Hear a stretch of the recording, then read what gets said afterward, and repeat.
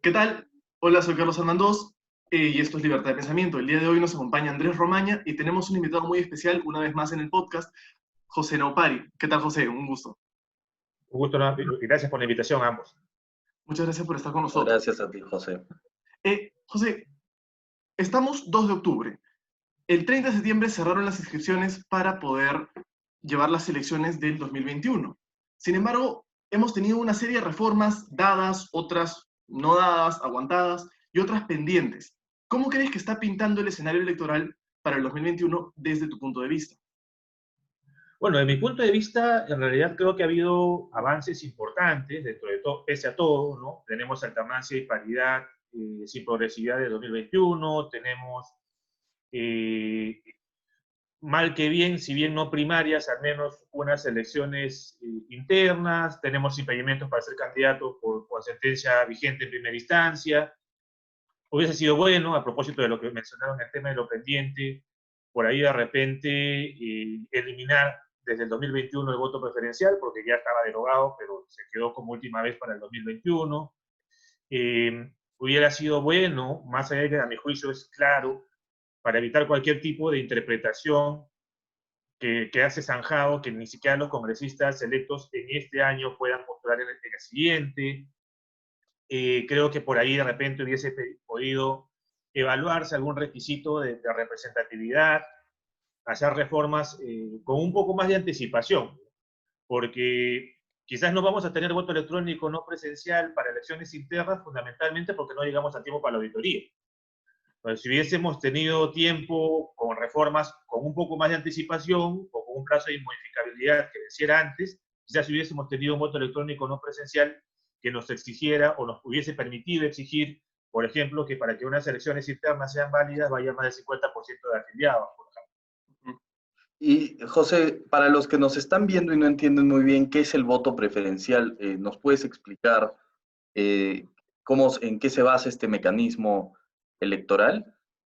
Claro, bueno, en primer lugar es preciso, y gracias por la pregunta, don Andrés, es preciso recordar que el voto preferencial es entre comillas, un derecho potestativo que tiene el ciudadano. Es decir, y que aplica solamente para elecciones congresales. Digamos, yo tengo mi lista de candidatos para Lima, que va a ser de 33 ahora, ¿cierto? Y yo puedo colocar los dos números de mi preferencia. ¿Por qué era en principio importante el voto preferencial? Porque los congresistas más votados de esa misma lista eran los que iban a ingresar. De repente tú podías tener el número 1, pero el número de preferencias dentro de la propia lista terminabas en el puesto 5 y tu congreso, y por cifra repartidora, tu partido solo metía 3 y en consecuencia, por más que tenías el número 1, no entrabas.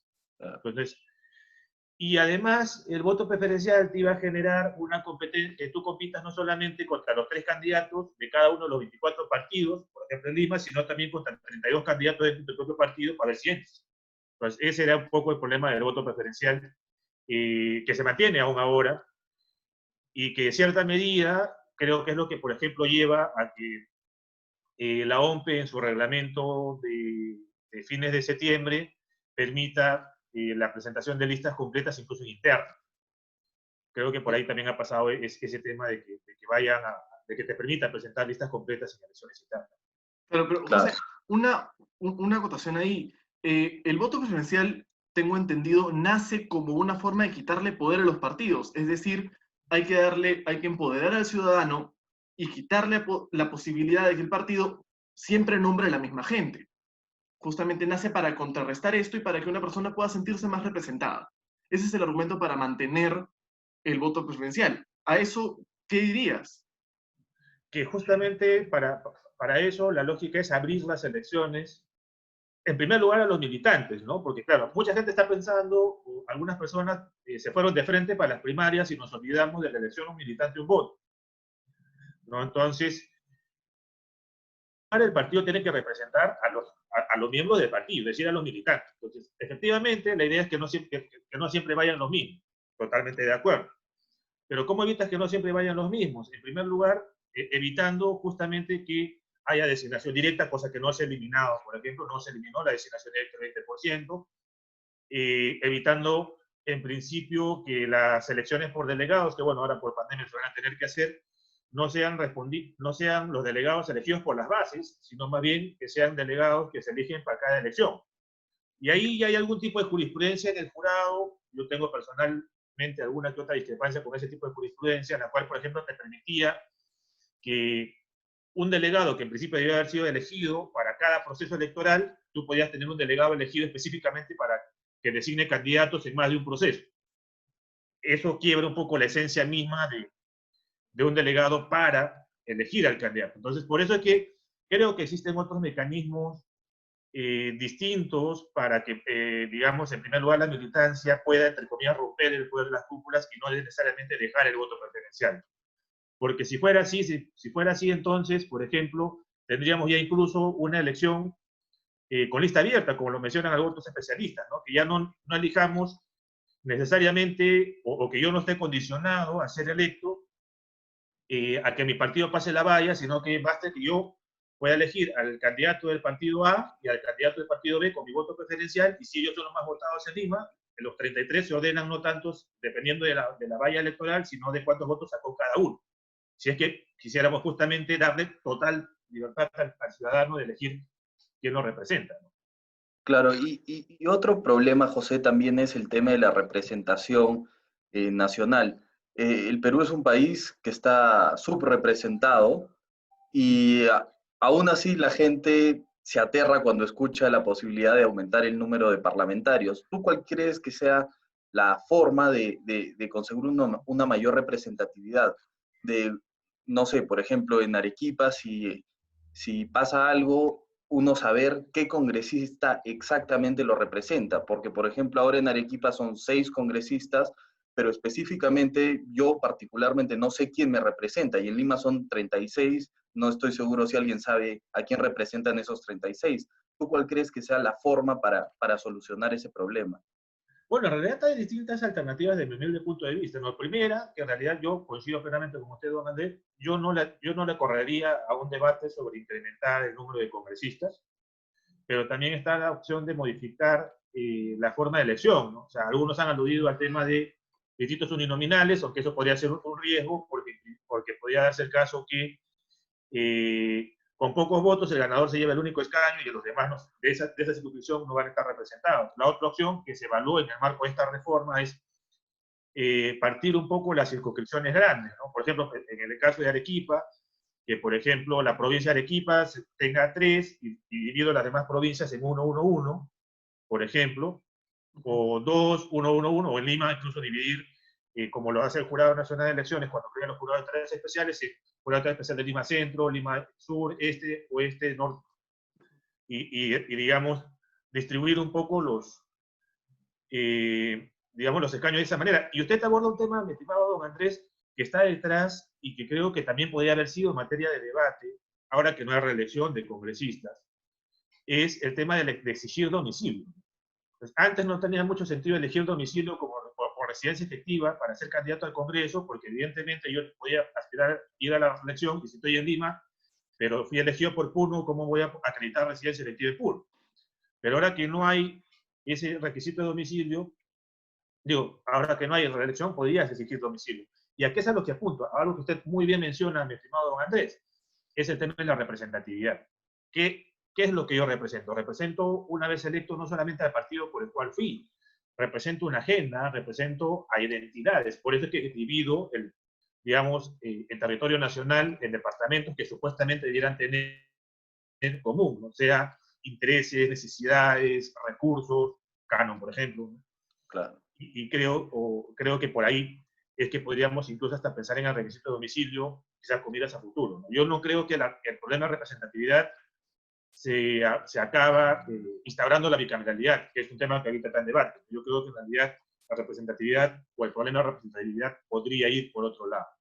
Y, José, esta es una de las reformas, esta es una de las tantas reformas que quedaron de lado, que fueron omitidas o que simplemente no fueron contempladas. Y dentro de ese grupo, dentro de ese gran grupo de reformas que quedaron en el olvido, está el momento para elegir congresistas. Nosotros sabemos que elegimos congresistas en la primera vuelta electoral para la presidencia, lo cual no necesariamente le asegura al candidato que finalmente sea presidente la mayoría en el Congreso. Hace poco se empezaron a mover firmas para lanzar una petición al Congreso y cambiar esto que realmente puede llevarnos a un presidente casi sin representación en el Congreso, como fue en el 2016, o invertir el escenario. ¿Crees que eso debió haberse abordado? ¿Crees que la Comisión Tuesta debió haber abordado este tema? Bueno, en principio debemos recordar que el tema ya estuvo en su momento en la parte de la Comisión de Alto Nivel. Se quiso tocar un poco el tema cuando se quiso diseñar el marco normativo para las elecciones generales de 2021, si mal no recuerdo, incluso hasta un proyecto de la congresista Lazo, que no solamente planteaba elecciones presidenciales en una vuelta, sino en otra fecha.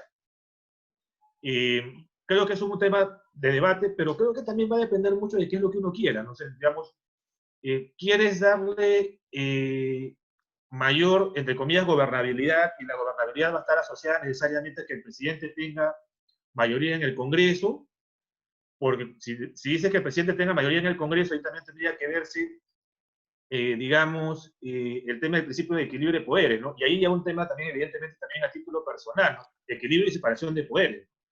Entonces, cuando recordemos que en el 2016, luego de las elecciones congresales, ya sabíamos el monumental número que tenía un determinado partido político de congresistas y decían, oye, mejor no elijamos esa opción porque va a tener legislativo y ejecutivo en una sola mano. Entonces, mientras que ahora más bien se plantea, bueno, por gobernabilidad, sí, creo que mejor sí sería bueno. Entonces, la gobernabilidad no depende de quién encabece las encuestas o de quién sea el partido político que esté delante o pudiera estar delante, ¿no? La gobernabilidad creo que depende de otros factores, ¿no? Entonces, pero José, dale, por favor. si bien esto nos llevaría, claro, a que un presidente pueda tener mayoría, ¿no crees que esto también ayudaría a reducir la cantidad de bancadas en el Congreso? Es decir, no tener 9 bancadas o 10, sino tener quizás 2, 3, 4. El costo de transacción es mucho más bajo, es más fácil pactar alianzas, es más fácil determinar votos, es más fácil agendar incluso las cosas porque hay menos intereses. Claro, lo que pasa es que eso, desde mi humilde punto de vista, son variables, ¿no? Y evidentemente son alternativas muy interesantes las que plantean. Pero, por ejemplo, si yo quisiera reducir el número de bancadas en el Congreso, lo que te haría es elevarte el umbral de representación. O sea, decirte, ya, sabes que ya no necesito 5, no necesito 6, sino que solamente pasan a obtener representación en el Congreso los que superen el 10%, o el 12, o el 15%. O te elevo las vallas o te elevo las barreras incluso hasta el ingreso, ya si quieres, de inscripción de partido. Más aún de lo que ya se previó en la 3995. Entonces, si lo que yo quiero es reducir el número de partidos o eventualmente reducir el número de bancadas, podría tener mayores incentivos o desincentivos si quiera crear partidos. Si yo sé que de repente voy a crearme un partido, pero si no logro un determinado porcentaje me van a cancelar, o si voy a estar obligado a participar, como es ahora, porque ahora estoy obligado a participar, si no me pierdo la inscripción, entonces en realidad ya la figura de cambiar la fecha no se elige la única alternativa, ¿no? Existen otras variables. Y José, usted ha mencionado algo muy importante, que es el tema de la forma de elección. Y en estos 3 años, 4 años, se ha criticado mucho lo que es la cifra repartidora, que un partido que saca 30 y pico por ciento obtiene 73 congresistas en un congreso unicameral de 130. ¿Cuál sería la alternativa a ese sistema? ¿Cómo se podría cambiar la cifra repartidora?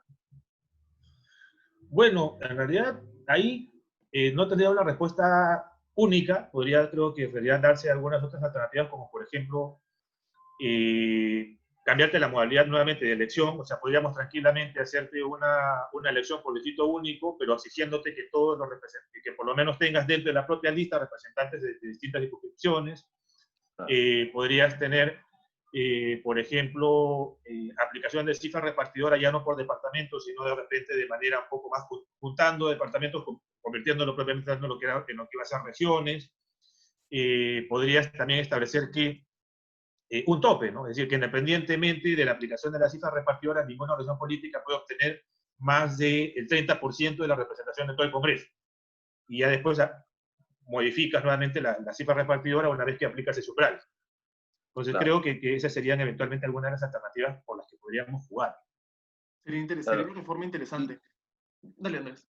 No, gracias, Carlos. No, y le iba a preguntar, José, el tema de la prohibición de la reelección y la no a la bicameralidad, ¿cómo eso va a afectar ahora? Porque con la no prohibición estamos viendo ahora un Congreso que, bueno, todavía no estamos 100% seguros si no se van a poder postular a 2021, pero pareciera que así pudiesen postular tampoco les interesa y parece ser un mecanismo nocivo para la democracia porque le quita los incentivos para ser responsables a los congresistas, porque hagan bien o hagan mal, en 5 años se van.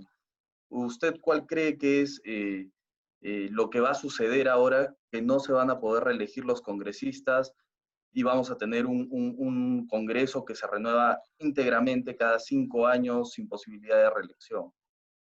Claro, bueno, en primer lugar, yo sí creo que para mí sí está claro que ni los que fueron electos ahora ni los que fueron disueltos pueden postular, más allá de las consultas que más de una persona ha presentado por las elecciones.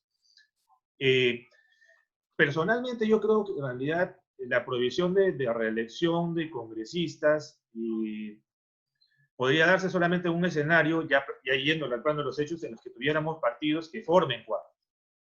Y hoy por hoy no tenemos partidos que formen cuadros. Yo no me preocuparía mucho de la prohibición de reelección si yo supiera que, por ejemplo, tengo partidos responsables, con afiliados evidentemente informados y responsables, que hagan que los políticos hagan carrera. Es decir, primero voy a regidor, luego a alcalde, luego voy a consejero regional, luego voy a gobernador, y de ahí doy el salto al Congreso, y entonces con lo cual voy renovando gente, y ya no me preocupo mucho que no haya reelección, porque todavía tengo gente detrás, tengo un gran universo detrás que me pueda reemplazar.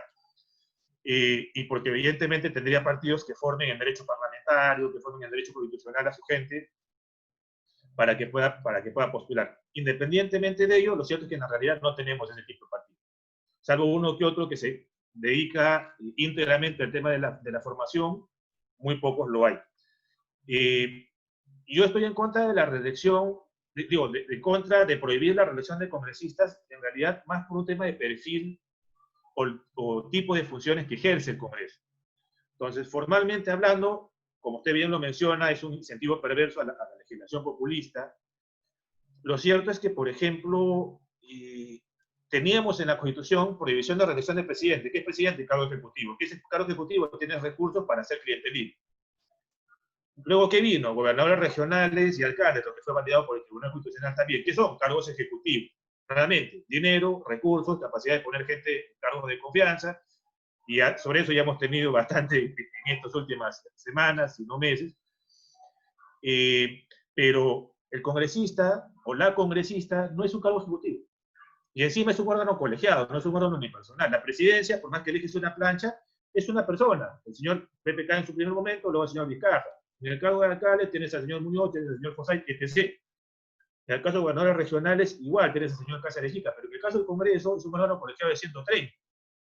Consejos regionales, consejos municipales son órganos, no solamente son órganos fiscalizadores y legislativos, sino que son órganos colegiados. Y Claro. oh casualidad. Entonces dijeron, vámonos todos, ¿y por qué entonces sigue todavía siendo posible la reelección inmediata e indeterminada de consejeros regionales y regidores? ¿Dónde quedó la alternancia en ese discurso? Ahí se olvidaron de la alternancia de ese discurso. Entonces, ahí es donde justamente creo que si fuéramos coherentes en función a la naturaleza de las funciones, valga la redundancia, que ejercen los órganos fiscalizadores y normativos, debiera revisarse el próximo Congreso el tema de la prohibición de reelección. Claro, y también, por ejemplo, se habló mucho, recuerdo cuando todavía estaba PPK o recién cuando había entrado Vizcarra, la posibilidad de implementar una renovación por mitades o tercios en el Parlamento. Entonces, si uno tiene mayoría como la que tuvo Fuerza Popular al comienzo y es una mayoría irresponsable, en 2 años se le puede quitar esa mayoría y dársela al gobierno o a otro partido, o en caso de que lo tenga el partido oficialista también se la puede quitar. No sé usted qué opina sobre esa posibilidad, si sería viable en el Perú aplicar una renovación por tercios o mitades. Bueno, yo particularmente creo que sí, ¿no? Porque tú tendrías dos opciones, o la revocatoria de autoridades o la renovación parcial. Entonces depende mucho qué es aquello que tú prefieras, ¿no? Claro, si es una revocatoria de autoridades o constitucionaliza la revocatoria de congresistas, va a ser contra congresistas, no va a ser contra todo el Congreso, y no tienes nueva elección porque automáticamente lo reemplazan los candidatos no proclamados de la elección primigenia. Claro. Pero la elección por tercio, digo, la renovación por mitades o por tercios, a mi juicio, te permite justamente apuntalar, como bien menciona mi estimado don Andrés, a la institucionalidad, porque ya no castigo al sujeto, castigo al partido. Claro. Y en esa medida, creo que ese sería un tema interesante, la renovación por mitades o por tercios, ¿no? Siempre va a haber una discusión sobre quién es el tercio que se va o quién es el tercio que se somete a, pero sí es viable. Pero sería atractivo, digamos, para los parlamentarios que se renueve por tercios, porque esto implicaría reducir el periodo parlamentario, ¿no? En caso de que sea por mitades, ya no sería 5 años, sino que sería 2 años y medio. ¿Sería atractivo para los parlamentarios postularse solo para 2 años y medio sin posibilidad de reelección? ¿O se tendría también preferentemente que eliminar la prohibición de reelección? No, yo creo que podrían ir, bueno, yo nuevamente creo que en realidad debiera restituirse la posibilidad de reelegirte por lo menos por una vez adicional, y ya luego evidentemente haces el descanso respectivo en los 3 niveles de gobierno, en los 3 niveles de gobierno, y acompañar eso con la renovación parcial, porque sí tendrías el incentivo para no estar, nuevamente, el tema va a ser a quién eliges para que sea sometido a la renovación, pero generarías el incentivo a que tengas un buen desempeño. Claro, también generas el incentivo al populismo para que la gente te realice, eso es cierto. Pero sí podrías generar un incentivo a un buen desempeño institucional, a un desempeño cohesionado de bancada, evidentemente. Claro, esta es una de las reformas. Efectivamente, la eliminación de la reelección no nos va a hacer ningún bien. Probablemente el próximo Congreso tenga aún más falencias que este y que el anterior, pero quería tocar ya un tema que mencionaste al inicio de esta entrevista, la imposibilidad de que los sentenciados en primera instancia postulen. Hemos tenido durante los últimos 3, 4 años una, ¿cómo decirlo? Un drama dentro de tanto la Fiscalía como el Poder Judicial. Hemos tenido hermanitos, hemos tenido corrupción, hemos tenido intercambio de sentencias, hemos tenido persecuciones políticas. ¿Tú crees que con todo esto en mente es sano? Ya no hablemos de lo que es políticamente bonito, es sano para una democracia que con un Poder Judicial y una Fiscalía no solamente muy politizadas, sino también investigadas a sí mismas por corrupción y por ensañamiento, determinen quiénes son los candidatos para las próximas elecciones? ¿Esto no desataría una cacería de brujas? Lo que ocurre es que ahí entra un tercero, por decirlo de alguna manera, que creo debiera cobrar más protagonismo, que es la Junta Nacional de Justicia. Entonces, yo creo que con una Junta Nacional de Justicia, con los poderes que ya tiene, y eventualmente habría que evaluar si es que no se impulsa un mayor fortalecimiento de la Junta Nacional de Justicia, que te permita precisamente sancionar ese tipo de actitudes en las cuales podría estar encubierta una persecución política, no habría problema con mantener el impedimento a sentenciados en primera instancia. El tema es quién controla, entre comillas, al Poder Judicial y al Ministerio Público. Y para eso está la Junta Nacional de Justicia, está la Autoridad de Control del Ministerio Público y del Poder Judicial, cuya convocatoria su jefe ya está en curso. Y creo que justamente, por ejemplo, los jefes son designados por la Junta Nacional de Justicia, previo proceso, evidentemente, de nombramiento meritocrático. Yo creo que con la Junta Nacional de Justicia, en plenas funciones, no debiera haber ese temor. Vamos a ver cómo va avanzando el tema de la Junta Nacional de Justicia, cómo va precisamente evaluando este tipo de casos. Y junto con ese tema que ha tocado Carlos, que es muy importante, también se ha mencionado en diversas ocasiones el tema de la inmunidad parlamentaria. Ha habido diversas posiciones, desde mantenerla tal y como está hasta eliminarla por completo. ¿Cuál cree usted que sería un camino viable? Porque estamos viendo que a varios congresistas se los blinda. Entonces, ¿cuál cree usted que es el camino? Bueno, en realidad, yo personalmente creo que una alternativa efectivamente es la eliminación, pero estableciendo un procedimiento a nivel legal, ya no constitucional, un tratamiento diferenciado a este tipo de altos funcionarios, ¿no? Ahora, no solamente estamos hablando de inmunidad parlamentaria, ¿no? Creo que también tendríamos nuevamente que asociar eso con el tema del antejuicio político, que no solamente cubre a congresistas, y también evidentemente vinculado al tema de la inmunidad presidencial, que ha estado muy tocado últimamente también. Entonces, yo creo que con un procedimiento que te permita concentrarte en que no te permita, digamos, desconcentrarte de tus funciones propias o inherentes al cargo, podrías evaluar la posibilidad de eliminar la inmunidad parlamentaria. Si no existiera consenso para ello, podrías evidentemente también evaluar la posibilidad de un tercero imparcial. El Tribunal Constitucional no me parece para mí una mala opción. En su momento, hace ya varios años, el propio Tribunal Constitucional evaluó esa posibilidad más pensando en el antejuicio que propiamente hablando que la inmunidad parlamentaria, ciertamente. Y la otra opción es tener ya una sala especializada en la Corte Suprema que no cambie cada 2 años, sino, digamos, que se renueve de repente cada 7, que se dedique únicamente a evaluar el levantamiento de la inmunidad parlamentaria, ¿no? Para que tú no tengas la posibilidad de que yo estuve hace 2 años en la comisión de levantamiento y después me terminas mandando a una sala penal que eventualmente podría revisar un caso respecto al cual yo ya pedí que se levante, o yo ya autoricé el pedido de levantamiento. Yo creo que podría ir por ahí el tema. Claro, y justo el otro día estaba escuchando una entrevista al doctor Gersi, bueno, era una entrevista ya hace un año, y él opinaba igual que usted. Él decía que sería mejor que el tema de la inmunidad lo vea el Tribunal Constitucional y que sea el magistrado de menor tiempo, o sea, el que ha sido más recientemente elegido, el que decida si se levanta o no la inmunidad.